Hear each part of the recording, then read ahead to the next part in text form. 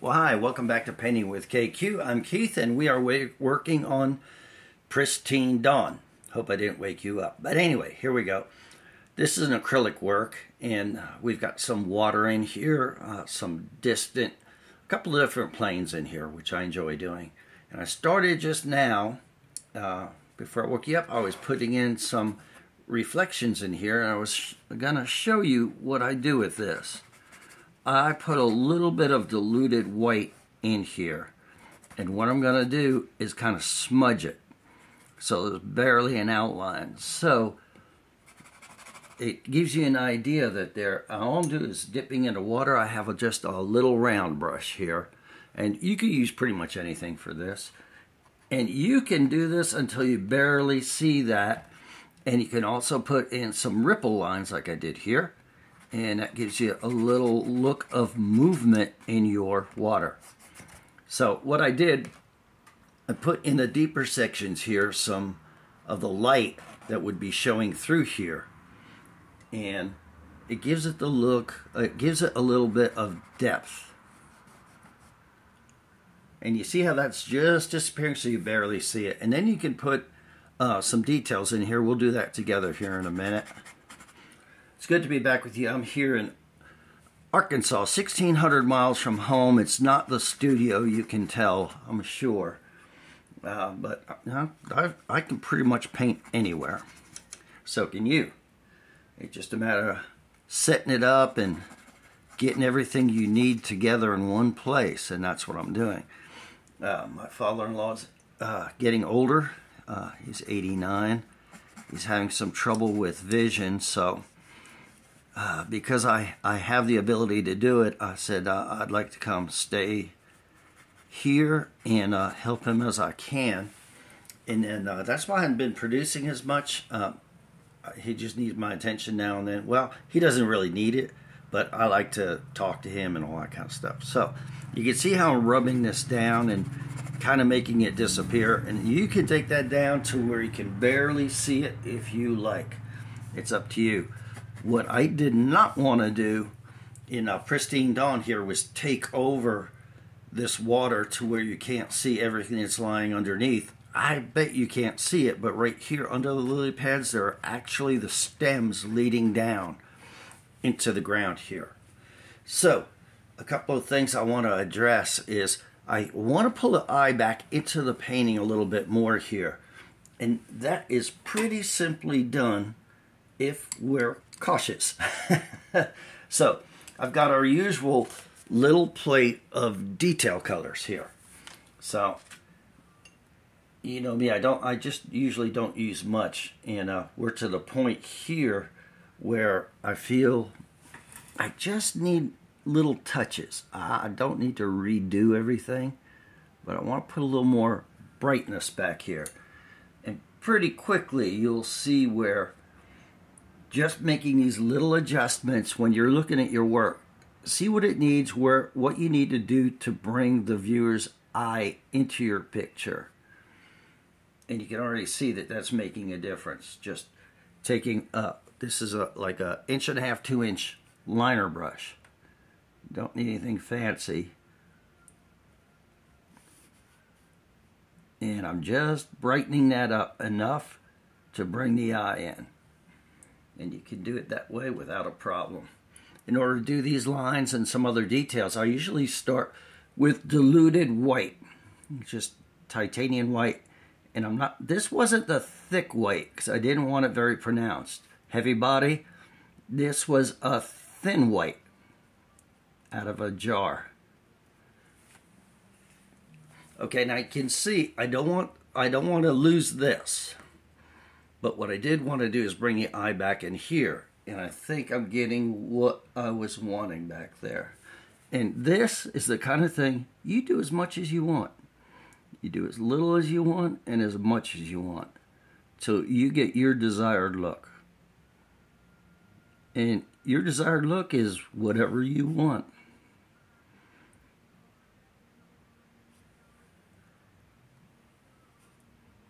So I'm also going to address another thing. I don't know that I've done it with you or not. Oh, and by the way, This style is different than my usual style. I had done a piece that had this type of look in it, and I'll tell you the truth, I was very surprised how popular it was. So in working on this, I said, you know what, let me go back to that and see if I can get a look that looks interesting in a Dawn kind of presentation.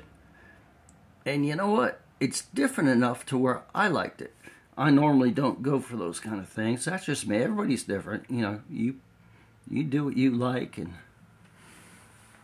it's another thing when I'm doing a painting, I'm not painting for the world. I'll try to put it nicely. I'm painting kind of things that I like. Something different I want to do in this, and I think you'll agree with me. The way this water's coming down, I want it presenting like it's coming from here also, and coming behind here and down. Isn't that different? So for me, these are acrylics. What I do with acrylics, I start with a light color if I want some brightness. So I'm going to come up here and just etch in a watery looking line. Doesn't have to be perfect because water kind of spreads. It does its own thing. And I'm happy with that. I just want to show it like it's its own thing. So, there we go. And I'm going to darken, intensify that white a little bit and bring it over this stone like that. Hope you can see that. And see, it looks like it has movement in there. So when you put various lines, a little bit of activity like this,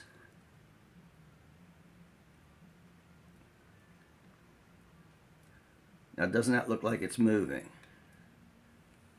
Okay, then we put the blue over that, it's going to jump a whole lot more and it's going to look like water. We could then intermix some white with that as well. Now if you wanted to, I'm going to show you this. I'm taking my white, I'm putting water down here, and this is the way I choose to do this. And I want a mix of about 50% water and 50% thin white. And the way I check what I've got there, right there on my hand. So, you see this rock here? We can kind of reflect that like this. If it gets too bright, give it a little rub. Now you can see that reflected. I did that with the water here. And we can do it like this.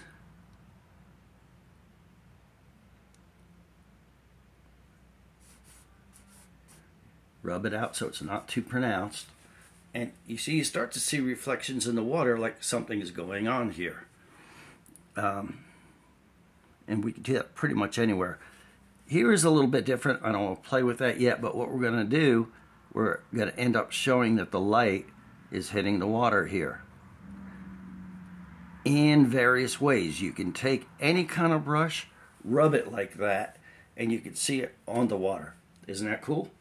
Okay, so let's address maybe, would you like to see I believe we would like to see some light ray coming right down that way. So let's do that together. So what I'm going to do, take a ruler, turn it to its back side, and let's find how our light would go. This is my travel easel. I recommend you get one of these because if you want to go outside and pick something you see out there, it's excellent for that. Okay, I've checked to see the load on my brush. I'm just taking a little flat brush and I'm going to run it up like this.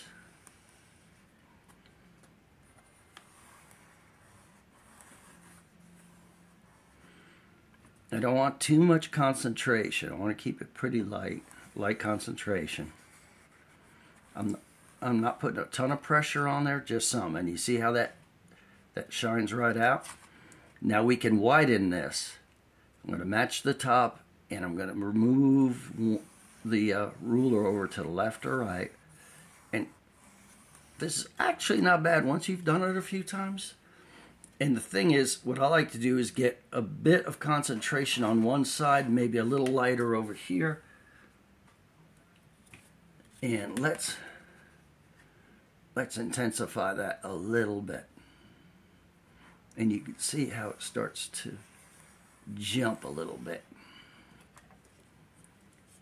See, now we're on the outside. And what I'm doing, I'm just matching up to this line here.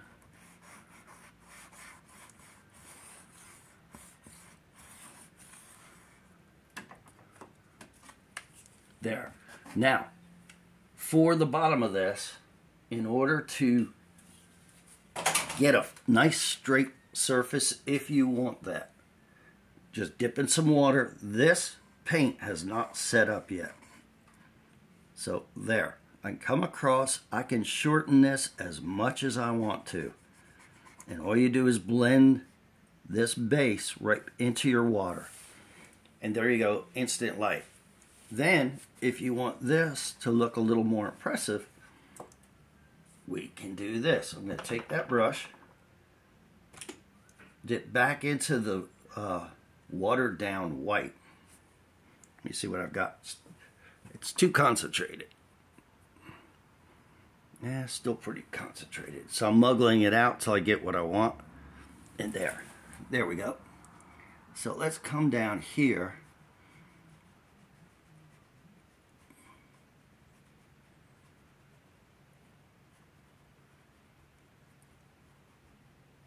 And let's put some light hitting the water. And I'm going to rub that out a little bit. There you go. Isn't that pretty? So we have some light showing here and here. And if you want to solid it up, you could just come through here and do this. Depends on how steady your hands on. Wilford Brickford used to have a very, very, very steady hand. I miss him. We lost him to COVID. Excellent artist. Okay. So there you get a look at where we're going with this. For my likes, I want to thin this down a little bit more. I want to make it more transparent. There, better for me. There we go. In this line here for sure. On that, all that is water. And if you go in line this way, it actually looks like it's moving across the water, that little reflection. So we've brightened this up. We've put these in, given it some more light. I don't want to do any more with the grass because grass is not the focal point. It's more this whole area here, the dawn and the unusual trees. Now, these trees, the way that I do this, or it could be straight, but to get that texture, I went with I do it differently in rocks. Rocks normally I underpaint with different colors just to give it a lot of different hue under the surface. With this type of tree, I do it a little differently. This was all black. Then I started in with the darkest colors, dark brown, various siennas, and that type of thing. Then I went to the grays, started with dark gray, then light gray, and I used for that texture, I use a very fine liner brush like this. And I just keep lining it in. Then it gets lighter and lighter. Considering the light source, you see most of my lights in here, and you automatically get that look that the light is over here. For these types of leaves, which are very different, I went in first with the light, yellow and white on this side, and somewhat into the middle, because I knew I was going to darken it up. In the more distant trees, I went with a medium greens, a couple of them, on the left side in the shadow. Then this would be the left side here. So then what I did, went in with the dark colors here. And I might have to re-highlight this little guy here, I noticed. But then I went in with darker here because it's closer to you, and it made these look even darker. I made sure, because this was going to be right in the foreground, that I put bright yellows in here. I had to go over that twice, make sure, with very heavy paint.